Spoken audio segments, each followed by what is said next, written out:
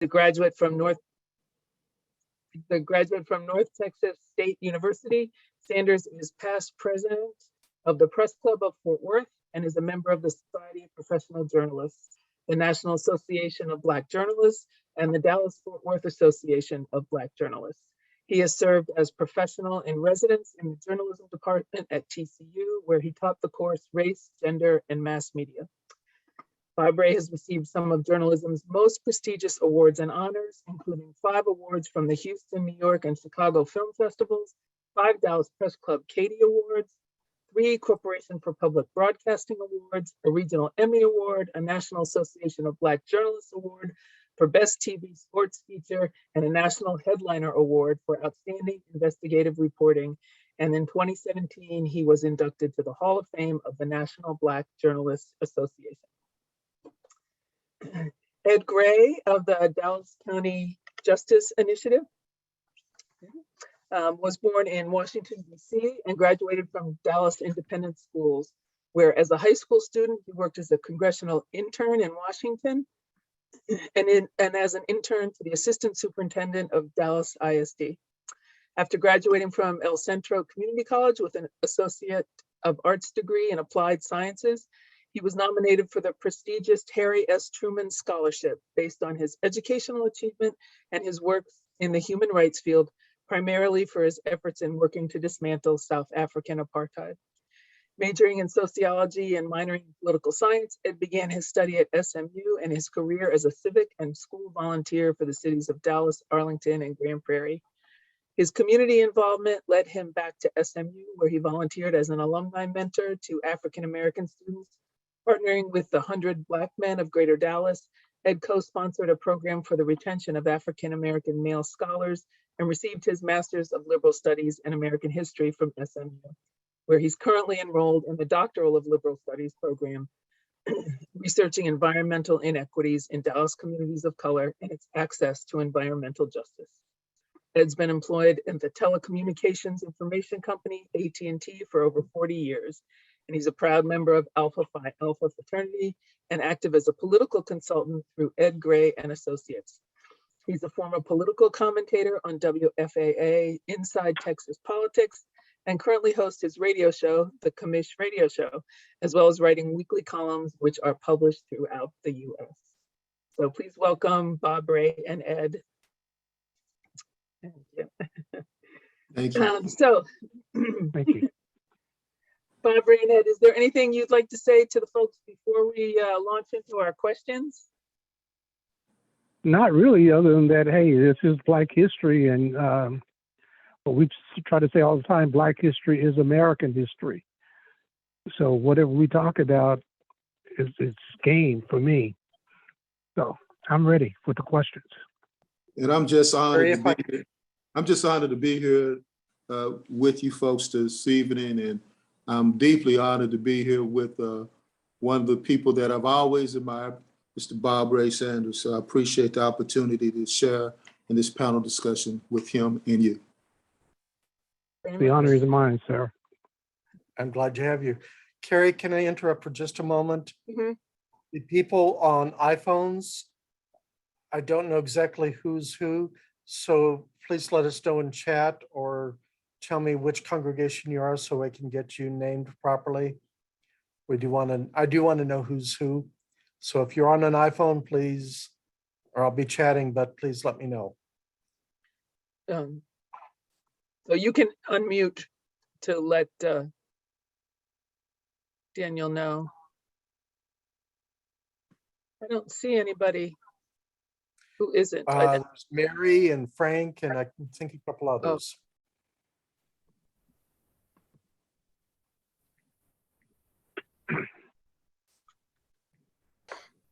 Okay. I'll turn it back over to you. Thanks, Carrie. Go ahead. It's yours again. Okay, thanks. All right, so I'm going to start with a broad question. We had several questions from participants as they signed up, but I'd like to start with a broad one. So, as you know, structural racism is very complex and widespread in the US. Um, sorry. Would it help? Do you think it would help if we finally got a Truth and Reconciliation Commission started in the U.S.? Bob Ray, would you like to respond first? Not necessarily, 'cause, you know what? I mean, the idea of a Truth and Reconciliation Commission sounds great on the surface. He worked in South Africa because of who was then president of South Africa and his history. Here, I just like truth for a change. I don't expect a reconciliation. I grew up in Fort Worth. I grew up under Jim Crow. My family goes back 160 years here, so I have a history. I don't know what anybody can do to reconcile the things that I went through, and I don't expect them to do that necessarily. I'm sure Ed may have a different opinion, but the truth is, we don't recognize truth.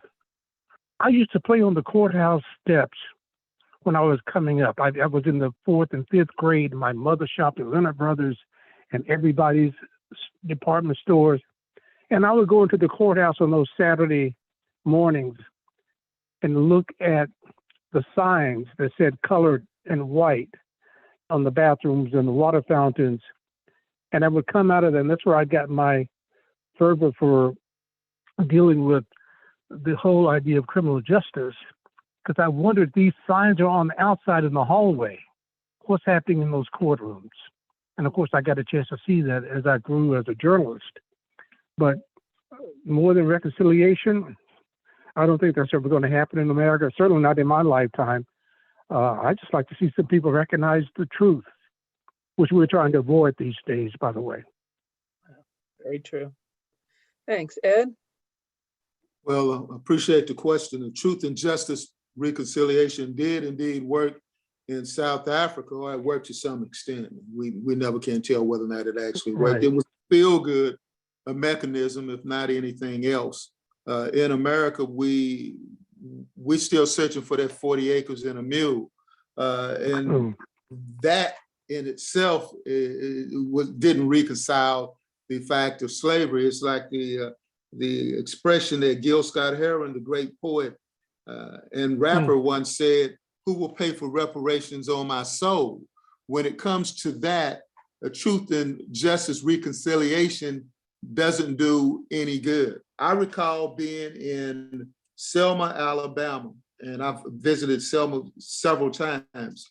Truth and Justice Reconciliation, would it do any good if the people in Selma would recognize the Klansman that has the auto shop on the corner of downtown Main Street, for that Truth and Justice Reconciliation for him to apologize for the things that he's done?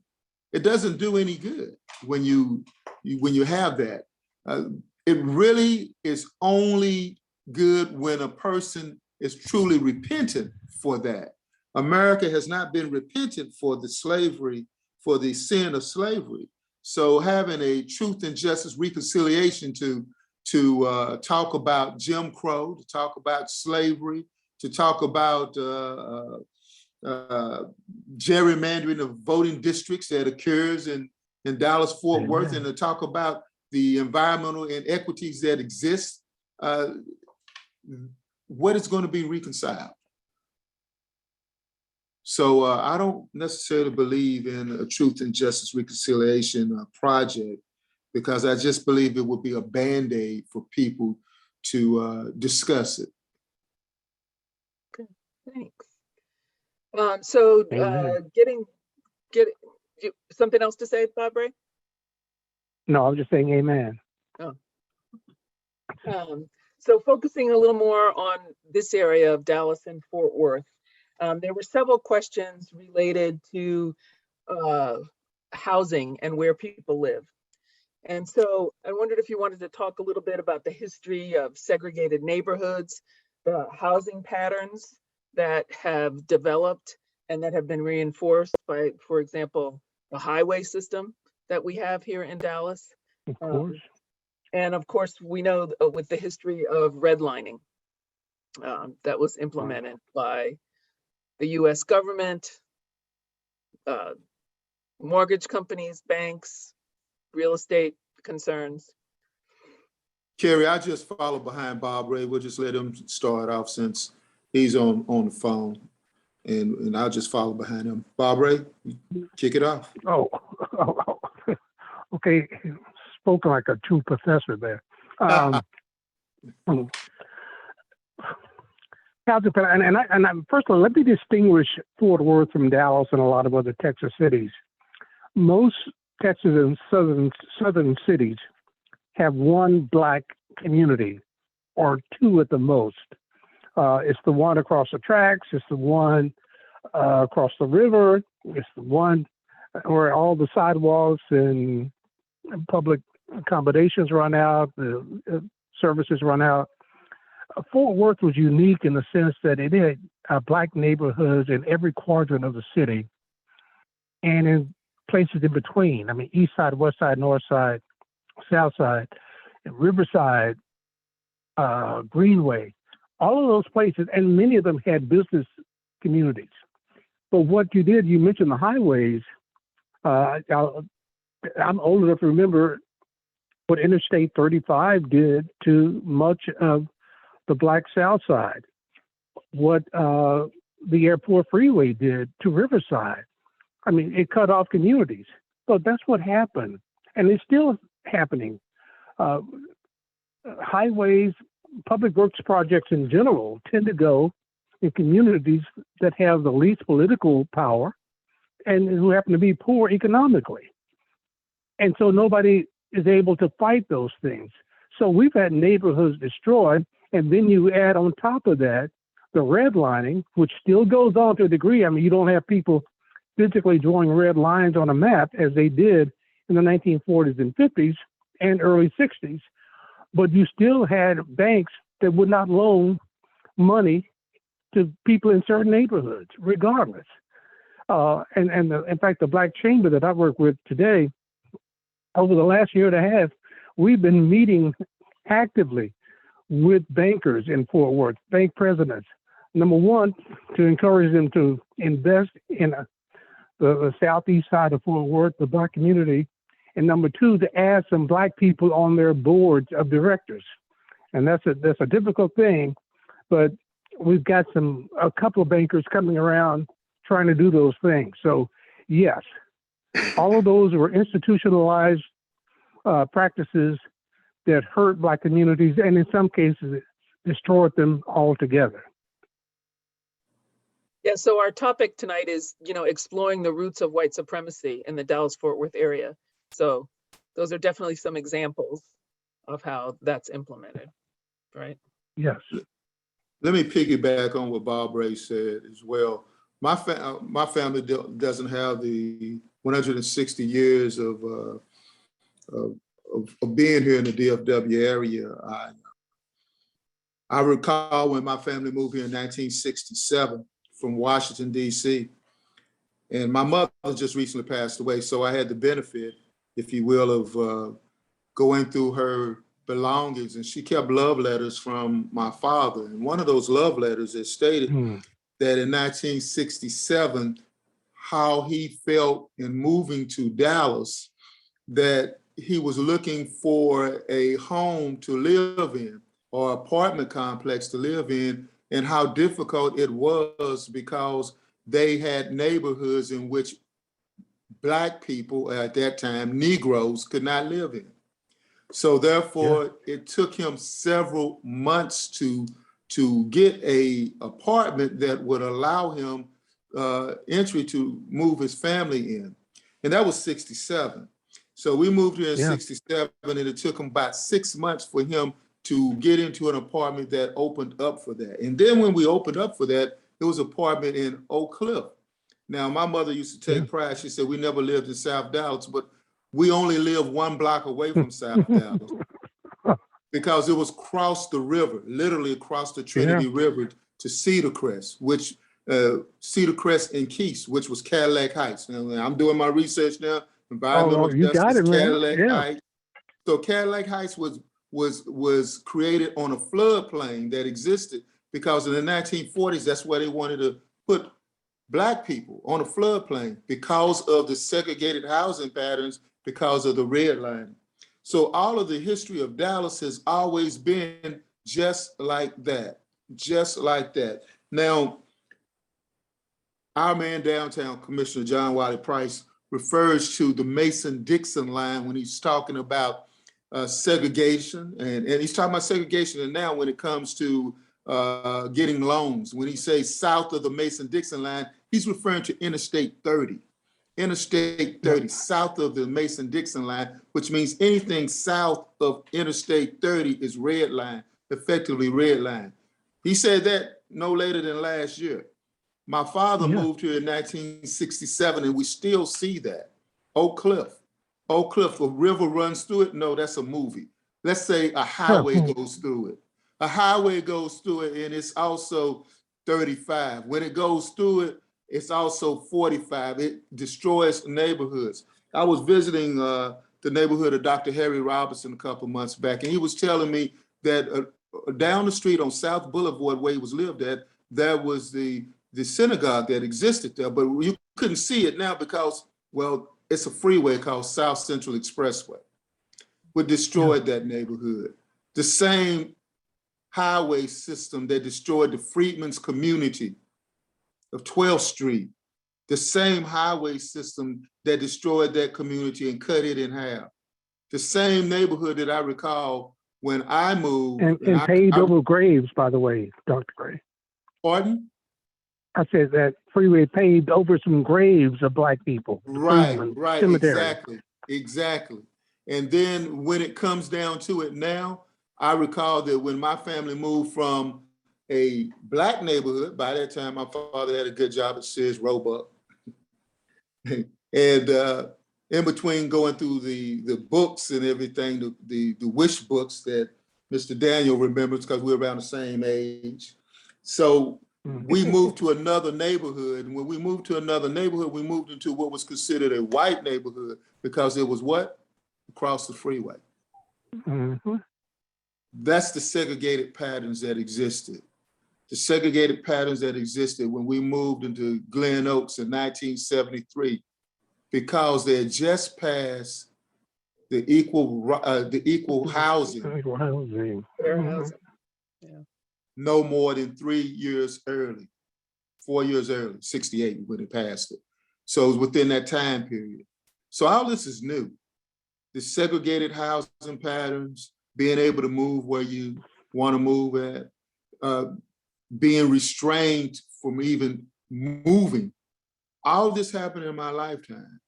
And when some people say that I don't know anything about it, I remember these things. And that's where we're at. And that's where the truth and justice reconciliation, that's where all of this comes in at. If you can remember, how can you atone for something that we're still doing today? Because we're still having these things happen when you can't get loans for your businesses south of 30 because you're on the south end of the Mason-Dixon line, which is our interstate thing. Thank you. And you mentioned the freeway and the river. It's interesting how that Stemmons Freeway paralleled the river, the Trinity River. So you have West and South Dallas separated not only by the river, but the freeway. And then you get to 45, and when they built 45, they put very few exits on the southern part of 45. So you were going over the Black neighborhood. Right. And basically not into it except in a couple of places. So, I mean, there was all kind of racism designed in the way we figure out how to do our highway system and our housing. And it's still done that way when you have the barriers that they have, that they say they're barriers because we don't want the sound barrier. It's also sight barrier. That means there's houses behind that sound barrier that people don't want to see them. They don't have to see them when they're driving. They don't have to see them. Yeah. Yeah, and I know it's reinforced culturally as well. Part of my work involves supporting people who are relocating to the area. And I had someone say to me just today, I understand from my coworkers that I don't want to live anywhere south in Dallas or Fort Worth. And so it's reinforced those ways as well. Until Well, you Carrie, I rename, remember. until you rename a Oh, go ahead, community, Ed. until you rename a community. If people don't want to live in West Dallas until you call it Trinity Grove. People don't All want to right. live in Oak Cliff until you call it Bishop Arts District. When you change the name of something, you also change the complexion of it as well. So therefore, now it's socially acceptable for you to live in the Bishop Arts District. I live in Oak Cliff. I live in the Bishop Arts District. I don't live in Oak Cliff. I live in West Dallas. I live in Trinity Groves. I don't live in West Dallas. Yeah, they've done that in a section of East Dallas now as well. It's renamed, I can't think of the name, but of course, you know, Deep Ellum is now Yep. something that, Well, odd place. I'm sorry, I didn't mean to interrupt, but when I was growing up, some of our Sunday trips was to Dallas, to North Dallas. North Dallas, to me, is, you know, literally just north of downtown that you call what now?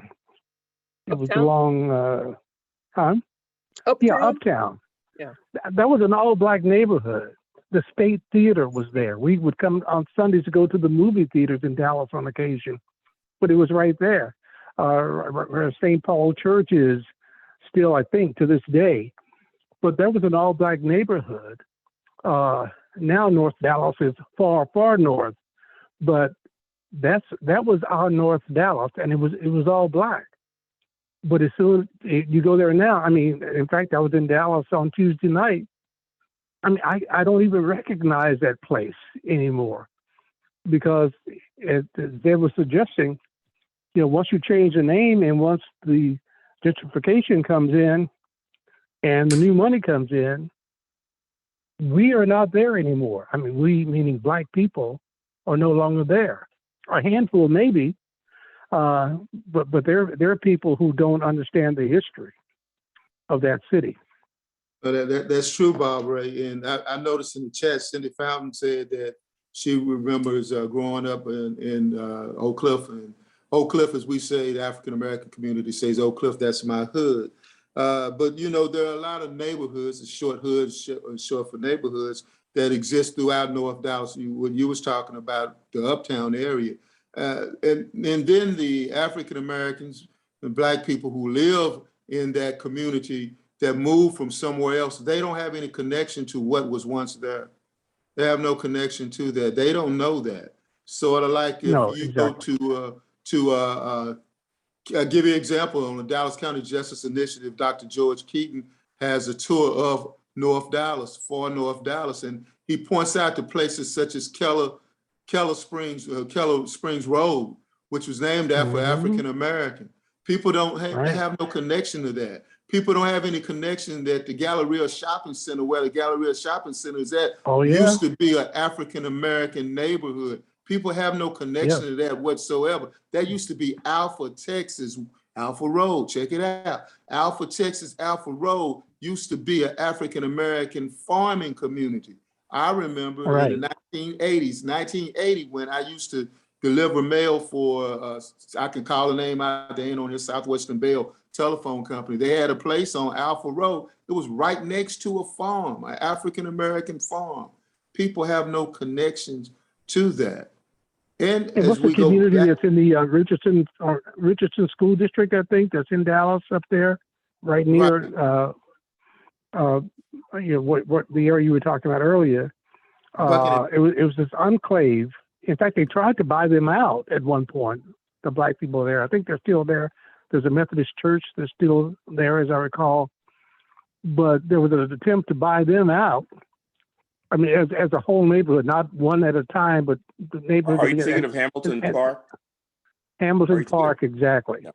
Hamilton Park Methodist Church is still there, but eventually they refused to sell. But people entertained that idea of selling the neighborhood, and it would become another, I guess, shopping center or something, high rises or whatever. But no, Well, I mean, people don't realize that. a good example of that is a Little Egypt used to be in North Dallas as well. That's on Kingswood, I believe. So though and it's a shopping center as well. So we drive past Black History because it's Black History Month. I can say that. We drive past Black sites all the time without any knowledge that is happening. And that's the reason why the Dallas County Justice Initiative, what we're doing is historical activism, in which we point out places and things of atrocities, but also things that were good. And some of those things that existed were good. You just have to be on the freeway to see it. Yeah. You probably be driving. I'm going to put a plug in for Dr. George Keaton's organization, Remembering Black Dallas, and they do offer tours of the historical Black neighborhoods of Dallas. So if you get a chance, check out that website and sign up for the tours. Sure.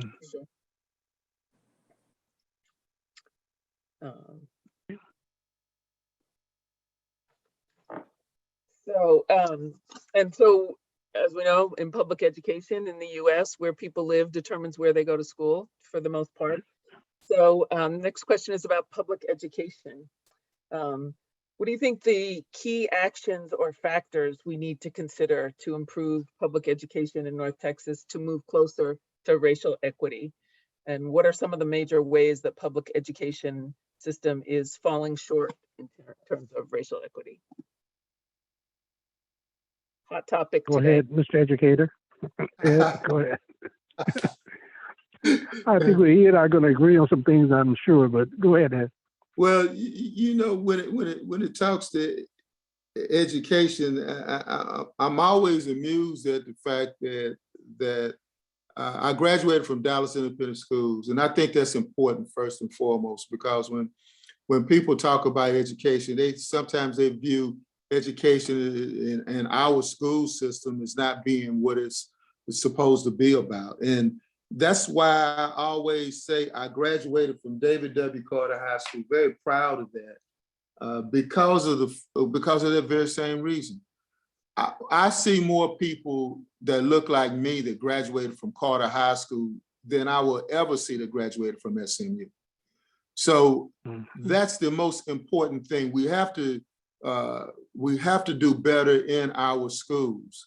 One of the problems that exists in the schools, and I don't have the answer to it, but one of the problems that do exist in the schools, I believe it was Unitary School District, which meant that we needed to have desegregation in the schools. And we first had a stair-step plan that started in the 1960s. Give you a whole little history, and then bring it back. Stair-step program was created in the early 1960s, in which people such as the Attorney General of the United States signed off on it, who told W.T. White, I think you're doing a great thing. You know, so what he was trying to say was that we're going to have a stair-step program in which we're going to desegregate schools from point A to point B. One grade to get desegregated 1 year, the next, so forth and so on and so on. Well, in 1976, I participated in that school desegregation program, because what they did indeed was they started busing people from one side of Oak Cliff to another side of Oak Cliff. From the Black portion of Oak Cliff, which is in Singing Hills, to the white portion of Oak Cliff, which is Glen Oaks. I happen to have lived in the white section. Shh, don't tell nobody. So I used to see people come off the bus to come into a school that was named after an arch segregationist, W.H. Atwell, William H. Atwell, Judge William H. Atwell, who was part of the segregation of the Dallas schools with W.T. White, who built an illegal school, which was named FDR, Franklin Delano Roosevelt High School. So we have a situation in which, historically speaking, Black people have been underserved in this community. Now, the problem with that is now that we have nobody to desegregate with, so nobody to integrate with, now we're having a different type of issue now, when we have the charter schools. The diminishing of our public schools is the issue now, because the public school system was never set up for people to be educated per se. It was set up because of the remnants of, if you will, of slavery and trying to get everybody to be educated. And also in the 1920s and 30s, when you finally decided that you were going to have teenagers and you needed to keep people in school for a longer period of time. So because you no longer had child labor laws. So this is where we're going at with this, full circle. There's no easy way with this, but there has to be a better way than what's going on now. As the husband of a school teacher, I hear talk every day about the problems that we have in our school systems. But the problems that we have in our school systems now are just more so than racial issues, they're economic concerns. When students at a school in South Oak Cliff have to go on strike so they can have equity in the classrooms, the same type of schools funding in the South Side, again, South Side, South Oak Cliff, they later won a football championship. Yeah. We still have these issues today. The funding issues that we have.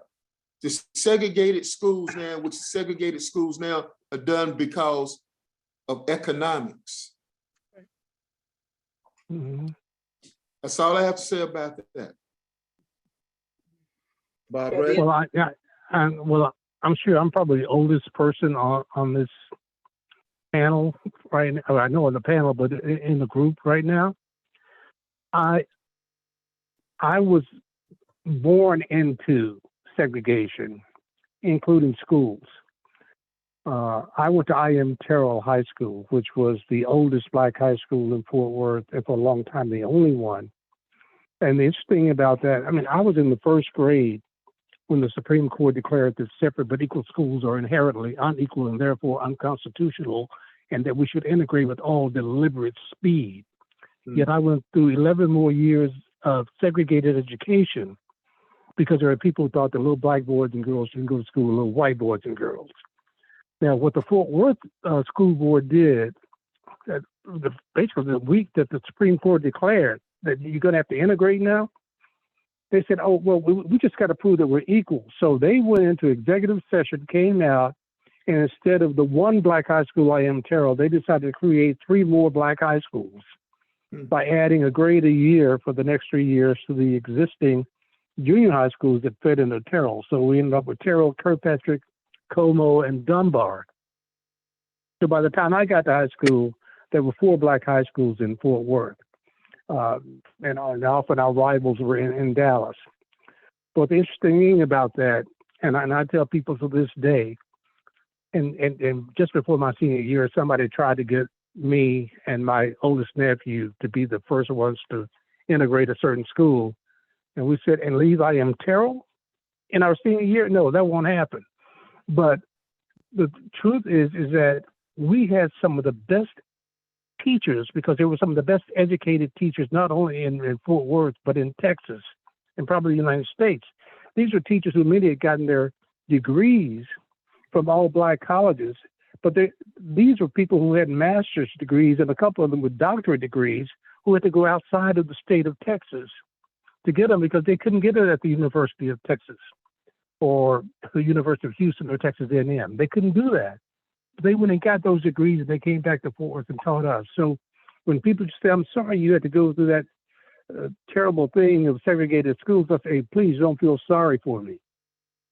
Because to this day, I mean, I still drop I.M. Terrell 2 or 3 times a week just to get the inspiration. And it's now a high school. It was closed for a while, but it's now a high school with STEM and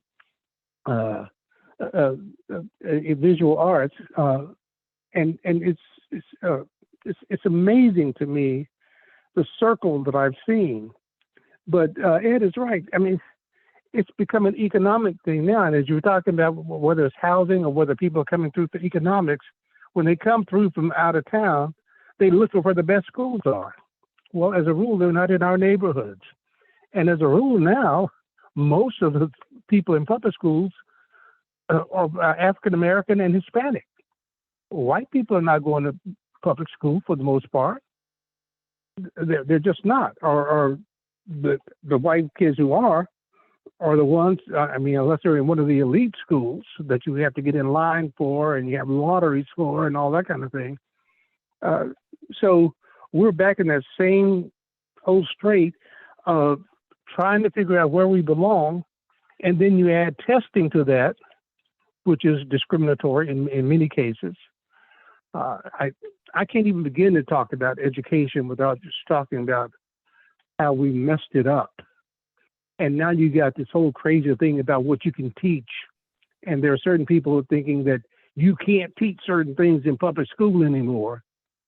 And people showing up at school boards demanding that teachers and principals be fired because they're trying to teach people to think, which is what I was taught when I was growing up. And people are offended by the fact that you want their kids to learn how to think and not be the robots that they're trying to make them to be. I'm sorry, I didn't mean to preach, but No. Well, let me add to that, and I'll just bring my delivery down a little low. I get excited. I went to school literally on a plantation. One of the founding fathers of Oak Cliff was a man by the name of William Brown Miller. And at his school, at the school that was named after him, William Brown Miller Elementary, where I attended school at, where my mother was in the PTA, the colored PTA. That's in one of my mother's purses. That Catherine Gillum, who later became one of the first elected African-American school board trustees, school board members. right. She was the head of the Dallas colored PTA. They had two PTAs, separate but equal probably. The regular PTA and then the colored PTA. Well, the school that I went to, William Brown Miller, was literally on the plantation. They had a housing division which was named Millermore. And William Brown Miller was right next to the Millermore subdivision. And the plantation was actually still standing in the Millermore subdivision. So we used to sing this school song, and I remember it very well. There's a school on Cedar Crest where we try to do our best. William Brown Miller. I found out that that was a plantation. So one day I was, this is before Colin Kaepernick was around. So we had to stand up and do the Pledge of Allegiance and everything, and then do the school song. So I did the Pledge of Allegiance, and she said, "How come you're not singing the song?" I said, "Ain't the plantation around the corner?" And she said, "Yes, it is." I said, "Well, why am I singing a song about somebody who used to be a plantation owner?" And Miss Lee, Martha Jane Lee, said, "Baby, you ain't got to sing the song no more." What does that do to someone like me? To the average person, they just sung the song. But those things create revolutionaries. Thomas Jefferson talked about this country being formed by revolutionaries. And that's kind of like what we need today.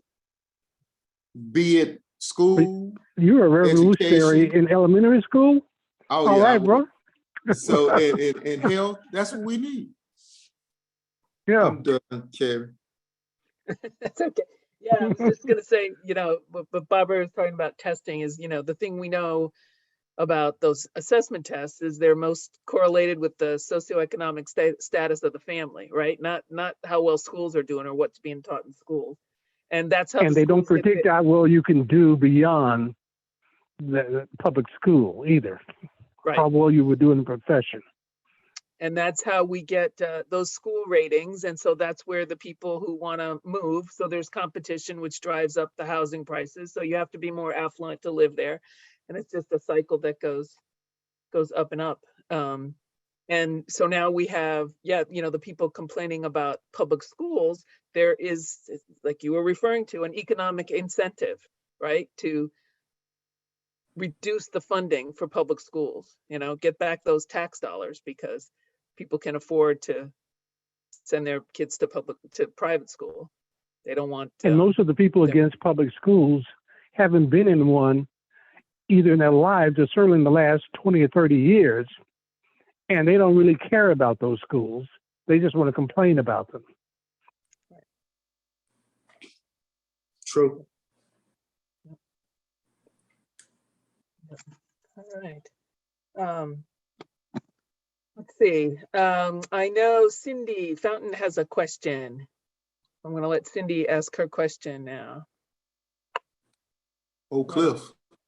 Yeah, my grandparents lived there, but I was over there all the time. They lived I'm not sure. They lived right next to, gosh, I can't believe I can't remember what it's called anymore. But anyway, they lived on the corner of Westmoreland and Jefferson.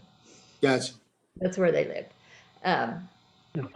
So I think you talked about things coming full circle, Mr. Gray, and then also Bob Ray. What you just said, I can't remember. About parents not having their kids in public schools, and Carrie alluded to that, where they're literally they've been sending their kids to private schools, and now it's like, okay, now we need the tax dollars for us too. So it's just, I'm kind of like I'm in a stew right now. But anyway, so one of the things when you talk about full circle, one, I feel like to me, it seems sort of scary. I mean, because of needing to be revolutionary, it's like, what do we do? It's almost like I feel like we have to operate in a parallel universe to make things equitable. Because we've had SCOTUS literally turn back time when they overturned the Voting Rights Act, and now these states are acting upon that. We also had just a few months ago, I can't remember which federal court it is, and it's not, it hasn't reached SCOTUS yet. I don't really know what's going to happen there, but we finally had they were going to use pandemic relief money to start providing loans for Black farmers. And what happened? White people immediately filed a lawsuit, and a federal judge, I'm just going to say, a white supremacist judge has it's reverse discrimination, even though these farmers, the Black farmers, had been rejected all along for 40 years for that funding that was going to white farmers, particularly in the South. And they said, no, you're right. You can't have something going just for a certain race of people. Well, it was the correction. You talk about reconciliation. There would have been reconciliation to say, listen, these farmers have been discriminated against for 40 and 50 years, and they deserve some relief. And many of those farmers had already gone out of business. But I didn't mean to cut you off. I'm sorry, ma'am. Well, so I guess my question on that is, if the courts are no longer going to try to preserve what equity has been, in the system, at least for a time, if they're no longer going to help, what's our future? I mean, I'm always in my mind, I'm always thinking, what can we do? What can we, do? As I said, have a parallel universe that makes it happen, without them, I guess. I guess that's my question. Okay. Well, I mean, I'll just start by saying elections have consequences. What's happening now, as Ed alluded to a minute ago, you're seeing things happening at certain levels. I mean, it's all the way down to the local level. Things happening when you elect people, and then they have the right to come back and redistrict, and they can redistrict based on color. They claim it's politics, but it's really color. And you get a person who can start appointing justices to these federal courts and to the Supreme Court. You see what we got now. We got a Supreme Court now that's going along with a lot of these things that's coming out of these right-wing courts that are in the South. I mean, including the Fifth Circuit here, that includes Texas, 5 states in this area. They're going along with what those conservative judges are saying, and it's dealing with liberty, including voting and education and farming or whatever. They are going against the will. And you talk about going back? Yes, we are back. We're back at least until 1950, in my mind. I'm fighting what I was fighting 40 years ago. And that's a shame. But you better realize you got to vote, and you still may not win. I mean, I'll probably die before I'll see any significant change in some of the things that we're talking about tonight.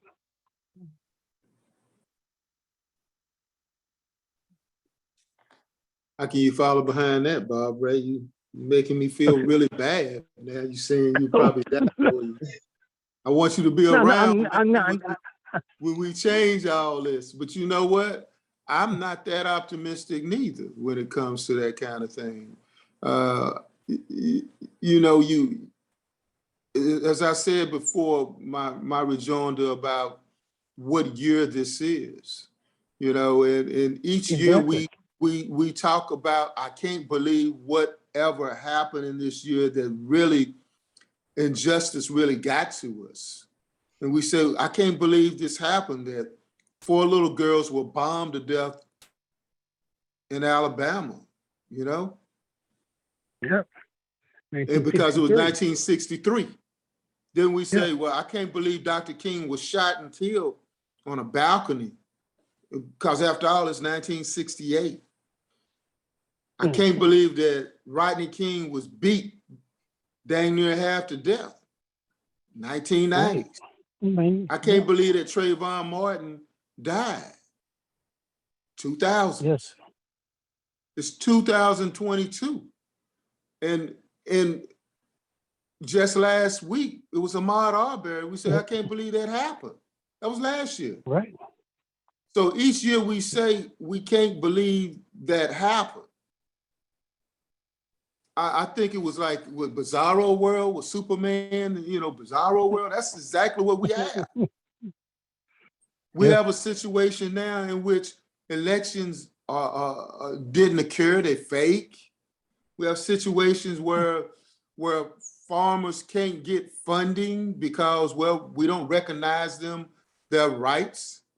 We have those situations where gerrymandering of districts, we cracking it and we packing.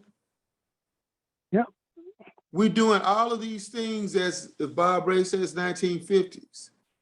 That's because that's where I'm at with this revolution. I'm not talking about burning down no cities and none of that stuff. But what I am talking about is that what Dr. King had said in 1963, he said, I have a dream, but in 1967, he said that the dream that I have is a nightmare. People don't focus on Dr. King's words when he said that.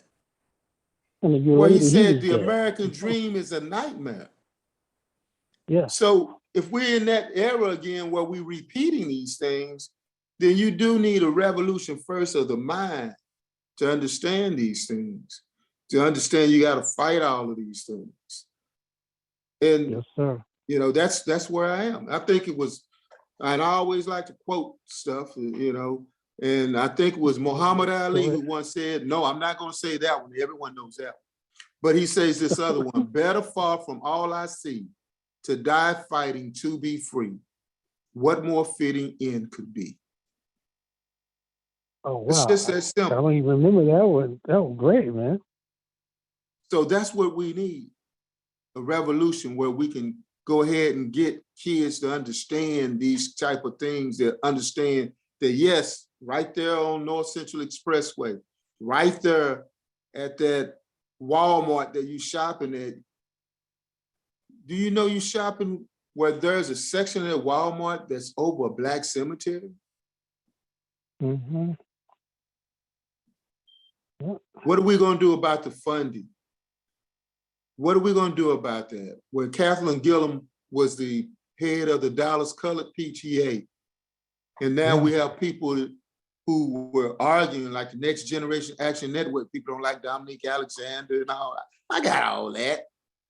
But he's out there saying that, hey, look, they got rats running around this school, South Oak Cliff.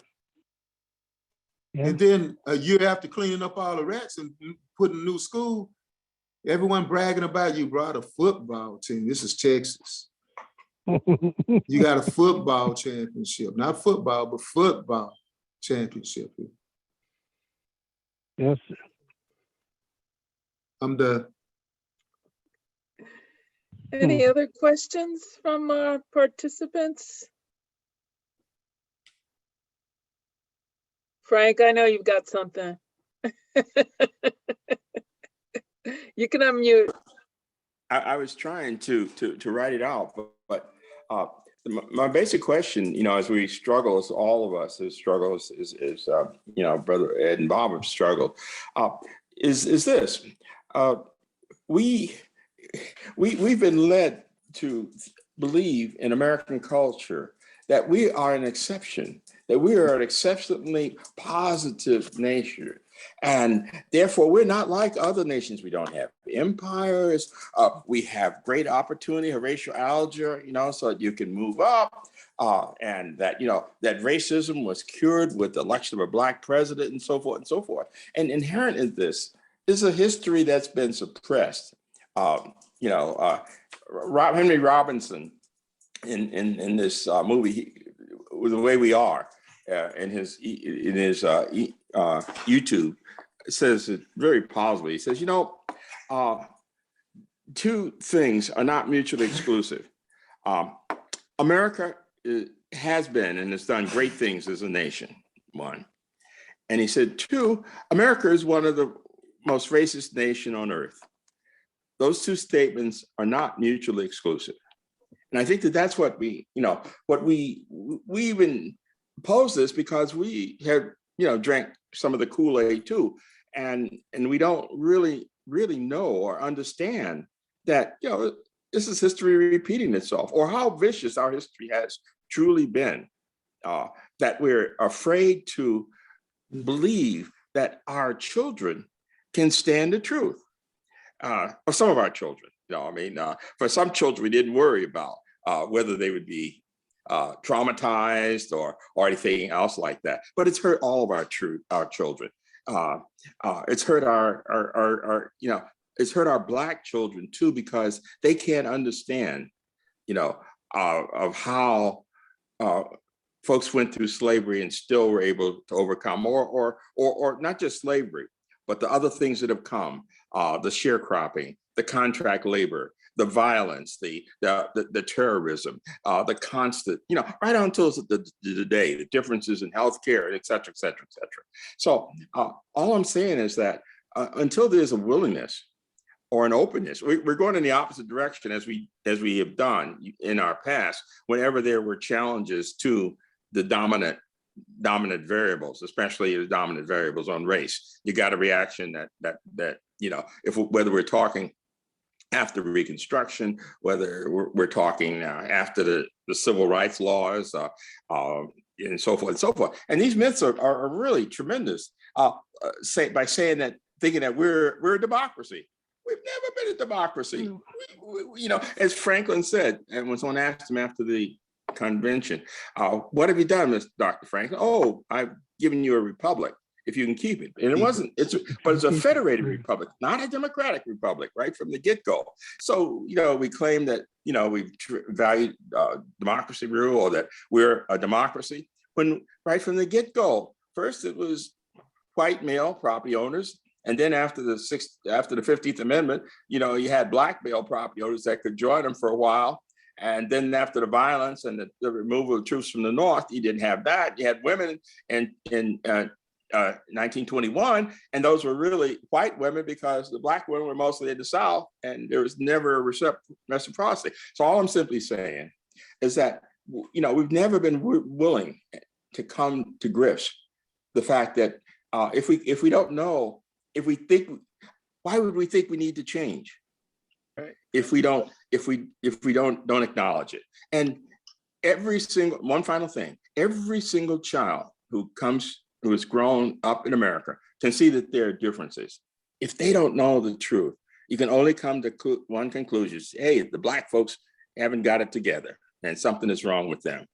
That's basically the only conclusion, because we have this land of opportunity, et cetera, et cetera. So I think until we really get willing to address these value conflicts that are deeply rooted in our culture, you know, we're going to keep asking ourselves, how are we going to get out of this? Yeah, and Frank, Well, you really touched on, I'm just going to comment, one of the tools of white supremacy culture, right, is that either or thinking, you know, well, if we're such a great country, we can't be racist, right, because that would make us bad. And it's that kind of either or thinking that does keep us from, you know, willingness or even a mindset. You know, Ed was talking about, you know, we have to capture people's minds, right, to even encounter a mindset that both those things can be true. So I'm sorry, Bob Ray, go ahead. And I would just briefly, because I know we're running out of time, but he touched on the main thing.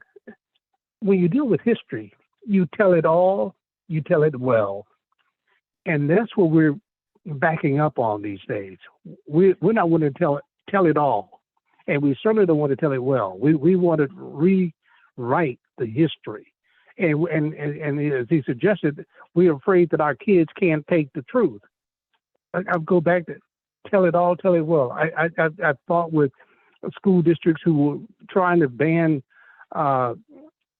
Huckleberry Finn because there were some parents, black parents, who didn't like the fact that it had that N word in it. And I said, if teachers don't know how to teach Huckleberry Finn, first of all, you can't teach American history without teaching Mark Twain, American literature without teaching Mark Twain, and you can't teach Mark Twain without teaching Huckleberry Finn. Just tell it. Believe me, we'll get it. And I can deal with the language. I can accept that. But anyway, Ed, I just want to let you have the last word on that. Well, thank you. We were talking about white supremacy. But white supremacy exists because of complicity of Black people who support white supremacy. Mm. We can't end white supremacy until we also end Black people who support it as well. And part of that is the fact of certain things out here in the Black community. We don't have our stuff together, as to imply that everybody else does. Most people in the world don't have that stuff together. They're all striving to make it better.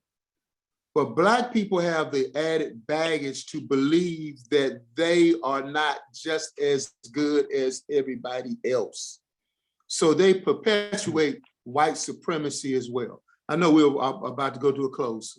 So I worked with this deal with Confederate statues, removing Confederate statues with Dr. Michael Phillips. One of the things that I charged myself to do was consult with the Black elected officials that served on the city council, because it was a city council project. None of the Black city officials wanted to do anything about removing it. It wasn't until what happened in Virginia that made it fashionably acceptable for them to say, yes, we want that done, because they said it's in someone else's district. Wow. White supremacy is in everybody's district. To end white supremacy, you have to stop having Black people being unwillingly allies of it. And that's the charge. It can be done, but it's not easy. No, because white supremacy infects us all, right? Correct. White supremacy culture. Yeah, for sure. Thank you. Sure, thank you. So Richard made a comment in the chat that we've changed laws in the 60s and 70s, but we haven't done enough to change hearts and minds. So this allowed the laws to be deteriorated and reversed. So I'd like to offer a different point of view on that. If you look back in our history, every time that the country has made gains in racial progress, there's been a backlash. So we had the Civil War, right? And we had emancipation. And then it was alluded to in the South, when they withdrew the federal troops, the system snapped back to what it was before. And that's how we got Jim Crow and segregation. We had the Civil Rights Movement and the Civil Rights Acts and the Voting Rights Acts in the 60s. And then we had Nixon and Law and Order and the war on drugs, right? We elected our first African-American president in Obama, and then we got Trump. So if you look throughout the history of the US, we have this backlash, right? To keep the system, the white supremacy system in place.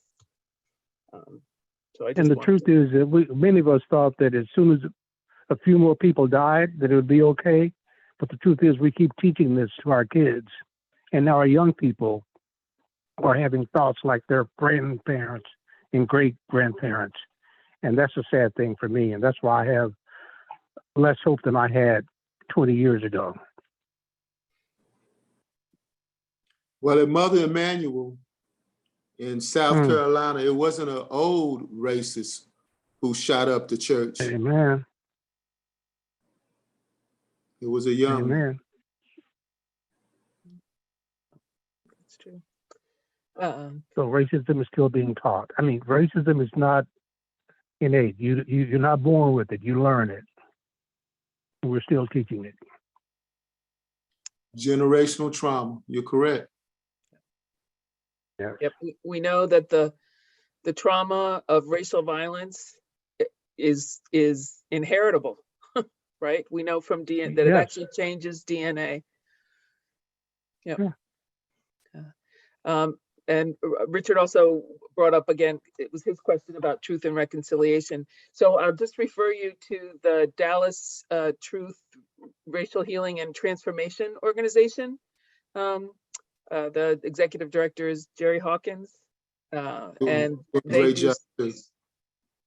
they do some great work on that. So you'll want to look them up as well. Any other questions?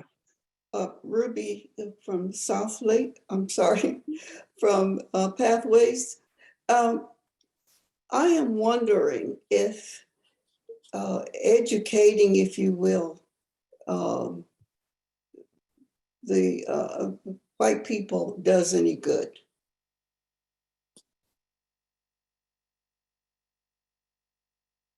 Well, obviously, educating anybody would do some good. The problem is that many people don't want to be educated. We're living in an age now where people don't want to be taught anything. They want to hear what they already believe and have that reinforced. You don't have discussions anymore, even including in the Congress, where you got it divided 50-50, basically. You don't have people willing enough to sit down and discuss or debate even. They want to be told what they already believe. So there's not much education going on in this country anymore. I'm talking among our political leaders and those who claim to be leaders. And frankly, most of them can't lead me, but they claim to be leaders. But they only want to hear what they already believe.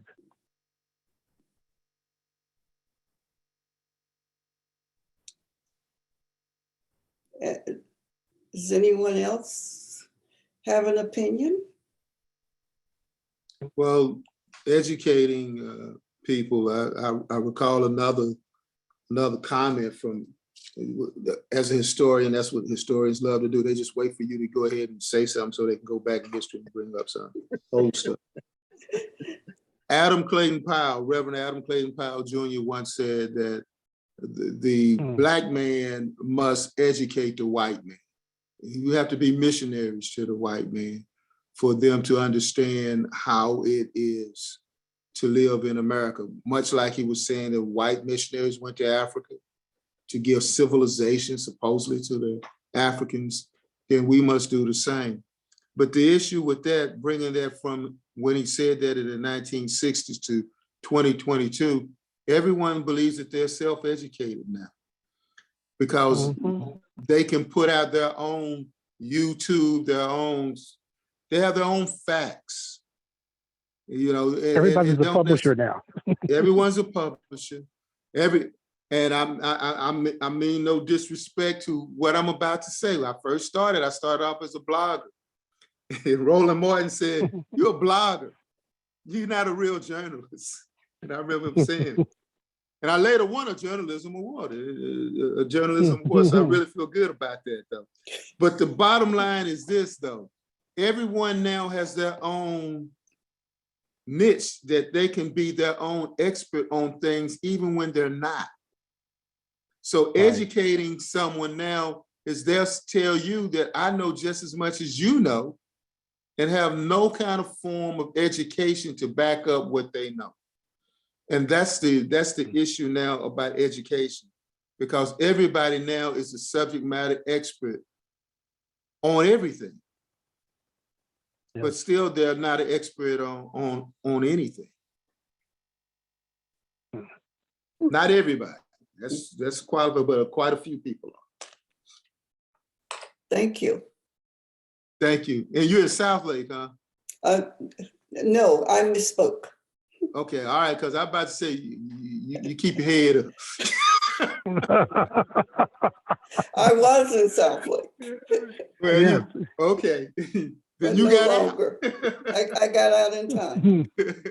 All right. All right. Anyone else have a question for our guests? Carrie? Yeah. I'm struck by Bob Ray's losing hope in our system, and I wonder, how can we make people want to learn? How can we educate and, you know, get past the bipartisan Congress and division? So how can we be positive again?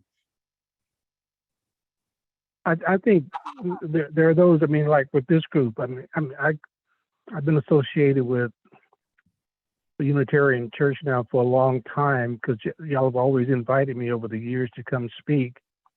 And I've always tried to have hope. Ed mentioned Adam Clayton Powell. Adam Clayton Powell's other famous mantra was, "Keep the faith, baby." Mm. And I've tried to keep the faith. But it's hard. It's really hard for me when I see things that are happening today, when I see what's happening with the voting rights bill. Voting rights, I mean, the bills that are not going anywhere in Congress right now, but what states are doing, including Texas, and I'm very disappointed in people that I had a little faith in at one time. It's sad to me. And it is disappointing. I mean, I do know some young people who really impress me, and I think they're going to help change the world. Like I said earlier, and I'm not trying to bring anybody down, but I don't know if I'll be able to see them do that. I have faith that they will try to do it and probably one day succeed. But I get hopeless again when I see the number of young people who have that racist bone in their body that they can't overcome. And then when I see people who just decide, hey, we're better than everybody else, and we're threatened by anybody who does not look like us or who does not think like us. And we must not just try to shut them up, but destroy them. That's what we have going on in this country right now. And so, yeah, I mean, I have always tried to be one of those. You know, I grew up in the church, and you know, we actually believed in miracles, and we believed in faith, and we believed. But no, I'd be dishonest if I didn't say that I was losing hope, and I regret that. But that's just the truth.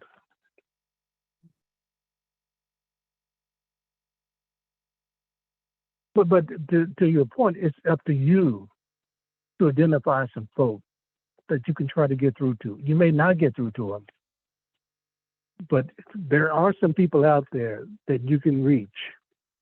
Just got to try to reach them.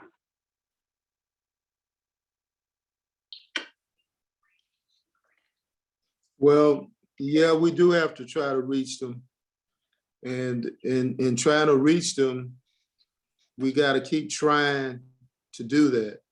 And that's what this is about. This whole thing is about, here is us, each one reach one, teach one. Yep. Keeping the faith is easy to do when you go to the same church. We're not in the same church. We're not believing in the same thing. I think it was in the 1980s when I was a bodyguard for Jesse Jackson. He used to say, "Keep hope alive, keep hope alive." And he talked about this rainbow coalition. Keeping this hope alive now is morphed now into these various silos in which it is very hard to keep hope alive when we're going through what we're going through. You know, America was sold this bill of goods when President Obama was elected. It was a nice story because it was like something, a movie that Will Smith would have been in. It made us feel real good. It was a story in which this nice looking Black man, he speaks so well, with this lady that was the first lady, and he had two lovely daughters. And then all of a sudden he gets elected president. And when he gets elected president, everything's gonna be okay. And then somehow somebody wrote in this story something that wasn't supposed to be in there, that some guy comes back from a trip from out of town, and he's a smart professor, and they arrest him in his own house for breaking into his own house. And then this well-spoken president say that this was a joke, and then all of America turned on him. And he gets awards where he's supposed to be a Nobel Peace Prize winner. And now they create something called a Tea Party movement. And then all of a sudden, people such as myself in my 30s and my family then become realizing that this American dream that we thought that we all drink, as my brother said earlier, the Kool-Aid. And we realize that when you drink the Kool-Aid, it's poison. No. Our truth has been poisoned. Because right after that, we got Trump. If we're doing a movie now, and only he would star in it, because that's the way Trump is. It will be called Revenge of a Black President. Wow. And that's where we at. And it's hard to keep the faith, baby, because we ain't in the same church no more. We don't even believe in the same truths anymore. And it's hard to have a truth and justice and peace, reconciliation, when nobody believes in the truth anymore. I want to come back to this. I know Frank has something to say, and then I see Sherry. Frank, can you keep it short? Yes, I got you. I was simply saying, once again, if we know our history, we know that we're not at the worst of the kinds of things that folks have overcome in the past. I just really basically just want to say that. Thank you. Thanks for the reminder. Yeah, but as Ed was suggesting a minute ago, we don't have the same history because we don't have the same facts. We don't have the same truths. And so that means a divided country. You got 45% of the country one way, another 45% the other way, and then that 10% who not sure what they know. So I agree with you. Our country's always been divided, and it has been. There's been, right from the get-go. I don't think it's been in this divided since the Civil War. Okay. But that's me. Yeah. yeah, I agree with you. Yeah, we've always been divided, but we've always had people, I mean, people in leadership positions who were able to compromise, to discuss, to debate, to speak for the country and not just for their individual powers or their individual parties, Yeah. which is The what I question see is, today.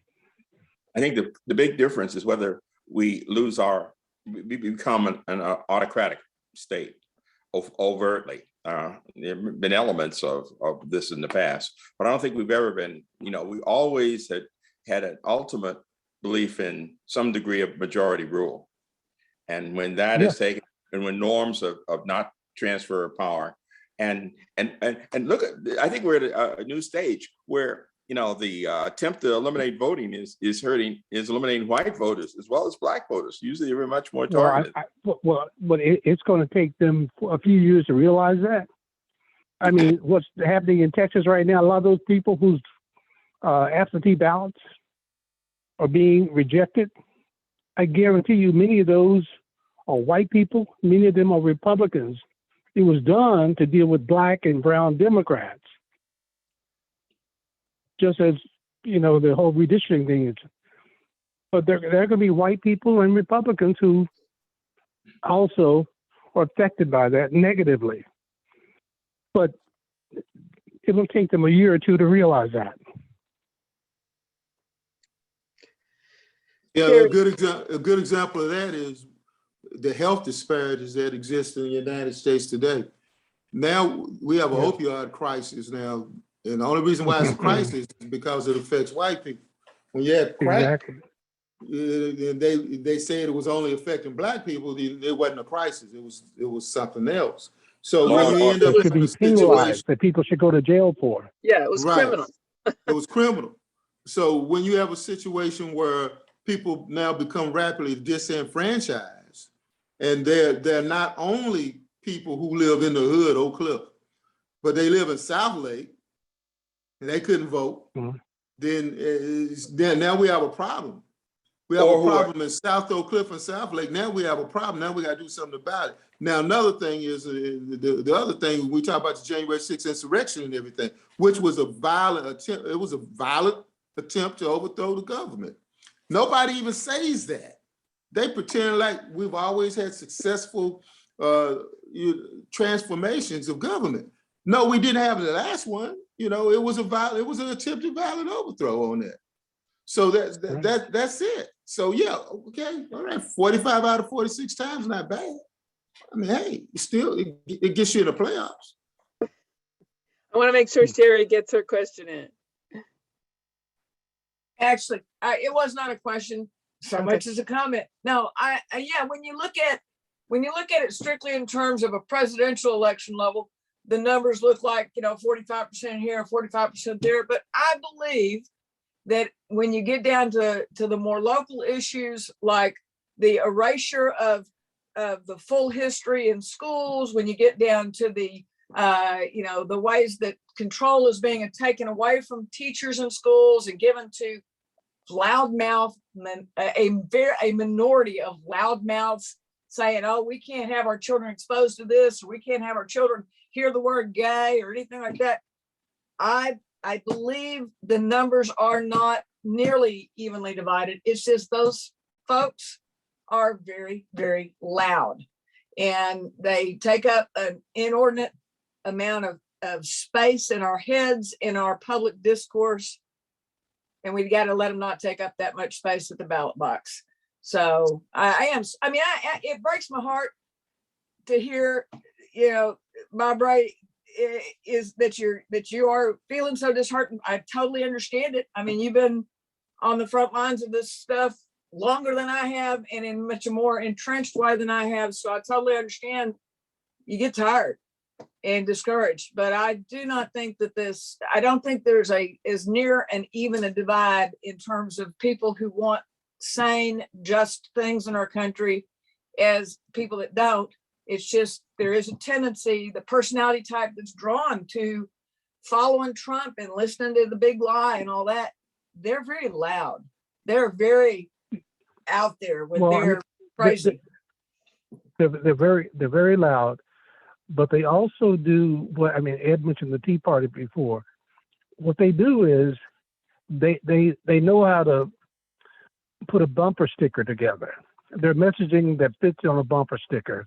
They write that, and then they go down to the lowest levels, like they're doing right now in terms of the school boards. They're taking over school boards right now. They go to the lower, and then they build up. That's what the Tea Party did. They started at the local level, and then went to the the state level, and then went to the national level. That's what's happening right now with what's going on with these school boards. They know how to message, is all I'm saying. Oh, I do not disagree at all. And I definitely think that people that want a more inclusive, more democratic process to be bigger on the scene need to keep that in mind. It starts local. It starts with the school boards and the city councils and so on, and not just go, oh, let's come up with a third party and run them for president. It's like, that's just nuts. It's not going to work that way. So Ed, any comment, Ed? That pretty well sums it up. I would like to say this, though. I don't believe that there is any Republican Party anymore. It's the Trump Party. He's actually bought that party now. And when you start having people that I was looking at George P. Bush the other day on his motor scooter, so to speak, going, protecting our borders from illegal immigration. And now you have someone who's doing that. And it's just amusing to me now. And I saw Betsy Price, Mayor Betsy Price over in Fort Worth get hammered by Tim O'Hare over there in Fort Worth, where she's now a person that's supporting CRT. Betsy Price, come on. Now we've got a situation like that now where there is no middle ground in America anymore. So what Bob Ray's talking about 45 and 45, you got about 10% of the people now. It's very rapidly shrinking to the point now where we are going to go to an autocratic type form of government. And the only reason why they want to change now about this whole thing about how you're going to go ahead and get someone elected president is because they don't want to repeat a January 6th, because you have just as many people on the other side that could possibly do the same thing that these Trumpsters did last time around. We should really be afraid of the fact that it shows that maybe a quarter to a third of the Republican Party believe that you could take up arms if you do not like the political outcomes. And if from what we know about autocratic systems, the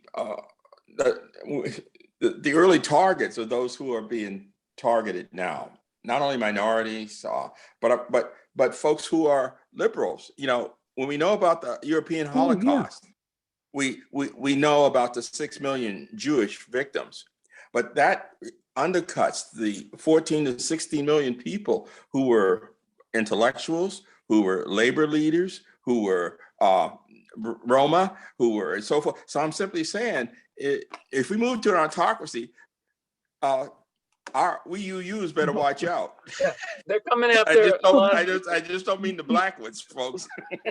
but we don't have. I mean, Ed just mentioned two people, and when I said earlier that there was people I was disappointed in, people I thought I knew pretty well, and who were of integrity, and suddenly to see those two people, and there are several others, of course, to see them embrace something that I know they don't believe in, because they think they have to do that in order to get elected or try to get elected, and they still may not get elected. I mean, that's disappointing to me. Well, I want to ask one more question to finish up. So, and this gets back to the question of hope and changing hearts and minds. And in the context of this, separateness that we have in our world now. So how can we work to move across, particularly a racial divide, so that we can develop authentic multiracial relationships and maybe make a difference? What do you say on that question? I would I defer can to do Bob. exactly what you're doing. doing right, what we're doing right now, we just did that. We can be the example to the world. I don't know how many people will see that, understand that, accept that, but the conversation we just had tonight is a start, but it's only a start. Bring a friend next time around. Mm. We just need more people to listen. And once you No, I listen, I and think- once you listen, as they say in the Black church, govern yourself accordingly. Amen. No, I think one of the best things we can do is be willing to be discomfort.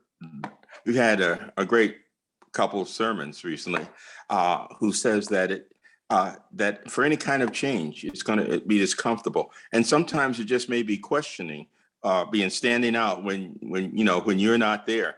The beauty is that many of the folks who would not even give any credibility once they look at me might give credibility to a different credibility to folks who are out there who are different from me, like you, who might understand and be able to bring it apart. So the consciousness and the willingness sometimes to be berated, and we never know how the effect that might have just by raising a question at a time to someone who would not have thought about it. I agree. Yeah, we have an interim minister, Reverend Ruth McKenzie, who's here for a little while at First Unitarian Church of Dallas. If you haven't caught any of her sermons, be sure and look for them on the internet. They're really great. Any final words, Bob, Ray, and Ed? No, I mean, I think I've said enough. Ed, you can have the benediction. No. I don't want to raise an offering, but what I want to do is thank you for the opportunity to speak with you this evening. It was a great honor and pleasure and privilege to be here. We're going to have to keep having these dialogues. And, one of the last things I would say is that the autocratic government that we may be moving to, that they came after not just minorities, they came after people who were the intelligent class, so to speak, the intelligentsia. Dr. Michael Phillips, who was one of the leaders in taking down the Confederate statues, they went after him no later than 2 weeks ago, and taking away his livelihood. And then another thing is when we have the people down in Austin talking about taking away tenure over CRT, we have that. We constantly have that. The revolution will not be televised, as Gil Scott-Heron once said, but it will probably be played out on Twitter in 120 characters or less, or on Facebook Live, or possibly you'll see it on Instagram. But nevertheless, the journey of 1,000 miles begins with a single step, and we took that single step this evening. And I'd like to thank you for giving me the opportunity to walk with you for this brief moment. Thank you again. Thank you, Ed and Bob Ray. Yeah. Appreciate your time and your wisdom. And just a plug for Ed will be next appearing next Wednesday. The Dallas County Justice Initiative, and for transparency, I work with that organization as well. So next Wednesday, March 3rd at 11 a.m., there'll be a libation ceremony held at the Allen Brooks Marker downtown at Ackerton, Maine at 11 a.m. And then that evening, there'll be a panel discussion that Ed will appear on at 6:30. And you can find that on at the Dallas County Justice Initiative website or Facebook page. There's an Eventbrite to sign up for that. Great. Thank you. I appreciate you for saying that. Well, Great program. Thanks, everybody. Daniel, any closing words? just thank you to everybody who attended, and we'll be posting this video webinar has been recorded, and we're going to post it, I think, with no edits, because I don't want to lose anything. So the whole thing, it will be long, but we'll post the whole thing. Very Okay. good. Thank you again. Good night, Okay. everyone. Thanks. Good night. Thank Night. you. Thank y'all.